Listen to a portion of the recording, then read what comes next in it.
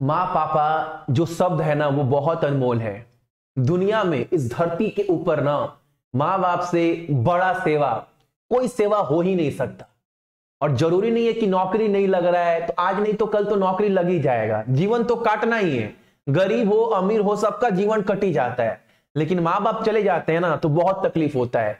तो आज के डेट में आप माँ पापा के साथ टाइम स्पेंड करिए, हंसिए बोलिए, क्योंकि उम्र होने के बाद ना लोग टेंशन में रहते हैं कि मेरा बच्चा का नौकरी होगा, परिवार का टेंशन। तो आप इन सब चीज से ना उनको दूर रख सकते हैं। जरूरी नहीं कि पैसा ही सब कुछ है, समय। अपने माँ बापा को समय दीजिए, टाइम निकालकर। इतना बिजी लाइफ में 2-3 घंटा समय निकालकर बैठिए। अगर वो टेंशन में कुछ सोच रहे हैं तो उनसे उनको बाहर निकालिए, हंसी मजाक पूरा करिए। अपने बेटे होने का फर्ज निभाइए, अपने भाई होने का फर्ज निभाइए। ठीक है, माँ बाप क्या चाहिए? माँ बाप को आपसे पैसा नहीं चाहिए, सुकून शांति। उनको फक्र हो कि मैंने बेटा पाला है, पैदा कर कर बहुत बड़ा पुण्य काम किया है, बेटा चाहे बेटी। देखो मैं भी ना ऑलमोस्ट 10 से 12 घंटा डेली काम करता हूं, उसके बाद भी सोने होने सब बाद भी ना 3-4 घंटा मम्मी पापा साथ बैठता हूं, बात करता हूं, दीदी के साथ, छोटी बहन के साथ।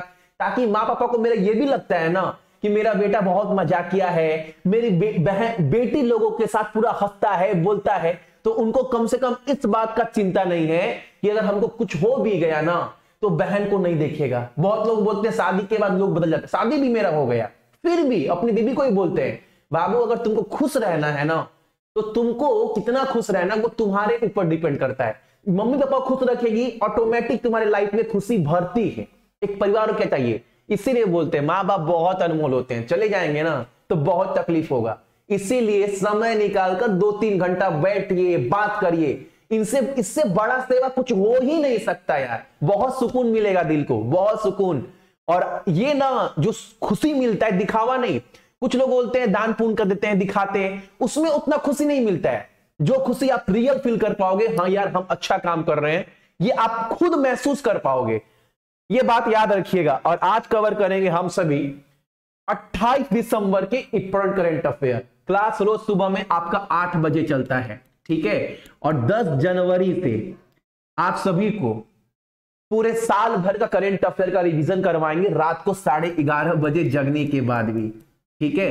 तो कम से कम आप भी इसका कीमत चुकाना, ईमानदारी से हर एक क्वेश्चन कवर करना, ताकि आपका एग्जाम अच्छा जाए, आपका मेहनत सफल हो पाए। और करंट अफेयर 10 से 12 मिनट ही पढ़ना है और अच्छे से पढ़ना है, ताकि क्वेश्चन भी ना छूटे और ये भी ना लगे कि पढ़ाई का बहुत ज्यादा बोझ मेरे ऊपर है, ठीक है। यही मेरा प्रयास भी रहता है जितने भी मेरे भाई बहन देख रहे हैं। और आज का पहला क्वेश्चन हमारे सामने क्या है? जितने भी बड़े राज्य हैं जैसे कर्नाटका हुआ, तमिलनाडु हुआ, उसके बाद मान लो केरल हुआ, महाराष्ट्र हुआ, पश्चिम बंगाल हुआ, बिहार हुआ, जितने भी बड़े राज्य हैं उस राज्य में नीति आयोग के द्वारा रिपोर्ट जारी किया गया है। बोला गया है ना बड़े राज्य में नीति आयोग स्वास्थ्य सूचांक 2021 में किस राज्य ने शीर्ष स्थान प्राप्त किया है? यानी सबसे अच्छा स्वास्थ्य सुविधा सबसे अच्छा किस राज्य में है? तो याद रखिएगा आप सभी, 1 नंबर पर केरल है, 2 नंबर पर तमिलनाडु, 3 नंबर पर तेलंगाना है। 1 नंबर पर कौन है? आपका केरल, याद रखिएगा। और डेली एक क्वेश्चन आपसे पूछता हूं ना, और मैं कितना बार करवाया हूं केरल का ना, लोकसभा, राज्यसभा, विधानसभा, राज्यपाल, यहां के मुख्यमंत्री, यहां के मुख्य न्यायाधीश, यहां पर जिला, यहां पर कितना इसका स्थापना दिवस, ये सब चीज आपको केरल के बारे में कमेंट कर बताना है।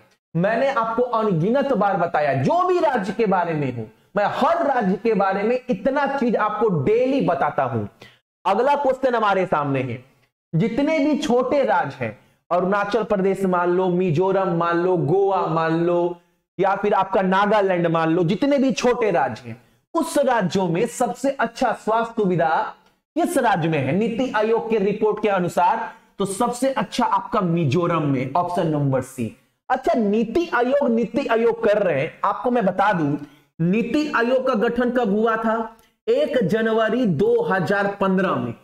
नीति आयोग का वर्तमान में अध्यक्ष कौन है? तो वो पद हमारे देश के प्रधानमंत्री के पास में होता है। और सीईओ कौन है? तो सीईओ अगर बोले तो आप बोलिएगा अमिताभ कांत। ये जो है ना वो सीईओ है किसके? नीति आयोग के। आपको पता होगा नीति आयोग प्लानिंग कमीशन की जगह पर आया था, पता होगा। अगला क्वेश्चन हमारे सामने, अच्छा मिजोरम में एक लोकसभा एक राज्यसभा 40 विधानसभा सीट है। मुख्य न्यायाधीश सुधांशु धूलिया है। राज्यपाल खंबापति हरिबाबू। जोरमथंगा यहां के मुख्यमंत्री। 11 जिला और 20 फरवरी को मनाते स्थापना दिवस मिजोरम का। अगला क्वेश्चन हमारे सामने, भारत का उपराष्ट्रीय सुरक्षा सलाहकार के रूप में किसे नियुक्त किया गया? ध्यान से सुनना, यहां पर बोला है उपराष्ट्रीय सुरक्षा सलाहकार। अच्छा, भारत का राष्ट्रीय सुरक्षा सलाहकार कौन है? अजीत डोभाल, ये सबको पता है। लेकिन डिप्टी की बात करें, अगर बात करें उपराष्ट्रीय सुरक्षा सलाहकार कौन है, तो याद रखिएगा विक्रम मिश्र, इनको बनाया गया। ऑप्शन नंबर डी, ठीक है। अगला क्वेश्चन हमारे सामने यहां पर है, किस राज्य के मुख्यमंत्री ने यह बोला है ना, आपको पता है प्लास्टिक जो इस्तेमाल करते हैं हम लोग घर में, इससे कैंसर भी फैलता है, तो आप इसको दूर रखिए। बहुत हर सरकार हर देश बोल रहा है कि प्लास्टिक को बैन करो, प्लास्टिक से बीमारी फैल रहा है। तो प्लास्टिक के वातावरण से दूर रखने के लिए उस राज्य के नागरिकों के लिए ना एक योजना स्टार्ट किया गया है। इस योजना में बताया गया है ना, प्लास्टिक का थैला नहीं, ये जो कपड़े का बैग है ना, इसको बढ़ावा दिया जाए, इसका प्रसार प्रचार किया जाए। इसके लिए तमिलनाडु राज्य सरकार ने एक योजना चलाया है ताकि प्लास्टिक का उपयोग बंद हो, कपड़े का बैग का प्रसार प्रचार ज्यादा हो। इसके लिए योजना चलाया है। योजना का नाम पता है क्या है? मिंदम मंजूपाई। ऑप्शन ये याद रखिएगा, क्या नाम है? तो आपका मिंदम मंजूपाई, याद रखिएगा। ये योजना, ये अभियान चलाया जा रहा है तमिलनाडु राज्य सरकार के द्वारा ताकि प्लास्टिक का रोकथाम हो सके। अगला क्वेश्चन हमारे सामने, आरबीएल बैंक। ये जो आरबीएल बैंक है, इसके अंतरिम प्रबंध निदेशक और मुख्य कार्यकारी अधिकारी के रूप में किसे नियुक्त किया गया है? आपको पता होगा आरबीएल बैंक का गठन कब हुआ था? 1943 में। आरबीएल बैंक का मुख्यालय कहां पर है? तो ये आपका मुंबई में है। और इसके मुख्य कार्यकारी अधिकारी किसे बनाया गया है? तो राजीव आहूजा। ऑप्शन नंबर हमारा डी। अगला क्वेश्चन हमारे सामने क्या बोल, नासा नाम आते सबसे पहले आता है, नासा का गठन 1958 में हुआ है। नासा का मुख्यालय अमेरिका में है। नासा के 2 प्रशासक हैं, एडमिनिस्ट्रेटर, स्टीव जर्जिक और दूसरा आपका बिल नेल्सन। ये बहुत बार करवाए हैं, स्टीव जर्जिक और बिल नेल्सन, ये 2 नासा के प्रशासक हैं, एडमिनिस्ट्रेटर हैं। और नासा ने क्या किया है ना, 10 अरब डॉलर की दुनिया की, बाप रे 10 अरब यानी 10 बिलियन डॉलर की दुनिया की सबसे बड़ा अंतरिक्ष दूरबीन का नाम बताइए जिसके सहायता से ना पूरे ब्रह्मांड की पहली झलक देखने के लिए डिजाइन किया गया है।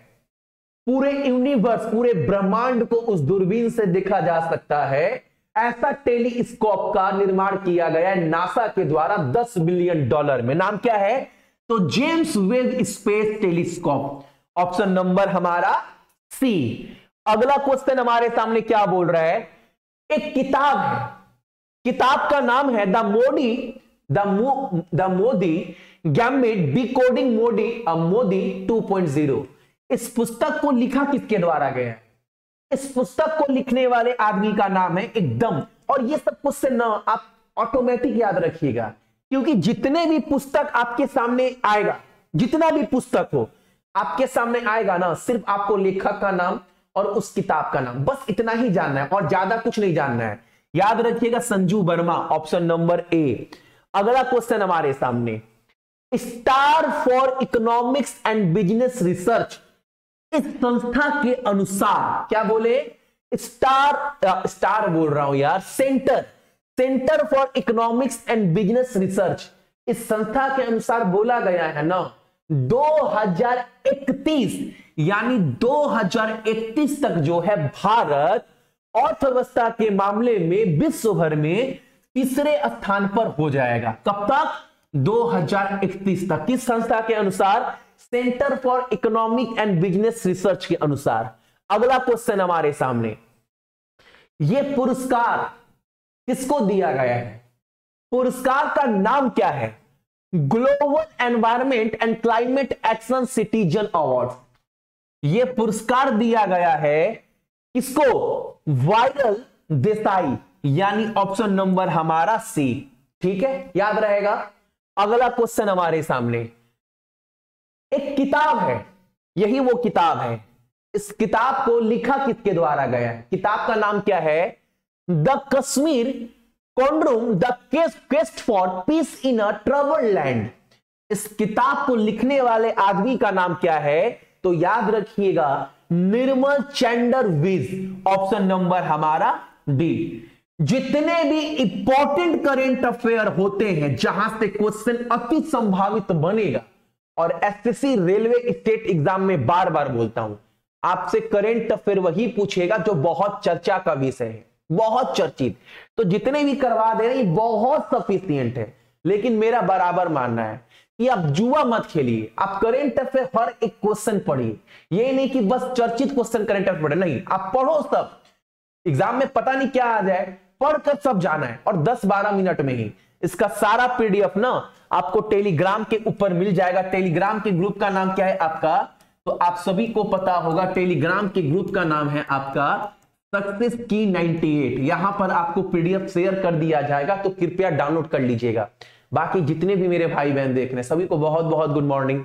आपका दिन बहुत अच्छा हो, और अपने साथ साथ अंकल आंटी यानी मम्मी पापा का ख्याल रखिएगा, क्योंकि उम्र होने के बाद बीपी, डायबिटीज, दवा से तो सब कुछ ठीक हो सकता है, लेकिन शांति वो नहीं मिल पाता। वो मिलेगा संतान से। बैठिए, बात करिए, हंसी मजाक करिए, इधर का उधर का बात करिए, ताकि वो लोग ना सोचे ना ज्यादा। ठीक है, आप समझदार हैं, अब आपको क्या समझाएं, उम्र भी हो चुका है, आप तो क्लास में है नहीं, स्कूल लाइफ में जी नहीं रहे। बाकी जितने भी मेरे भाई बहन देख रहे हैं सभी को बहुत बहुत गुड मॉर्निंग। आपका दिन आज का बहुत अच्छा हो, और अपने साथ साथ देश का भी ख्याल रखिएगा। जय हिंद।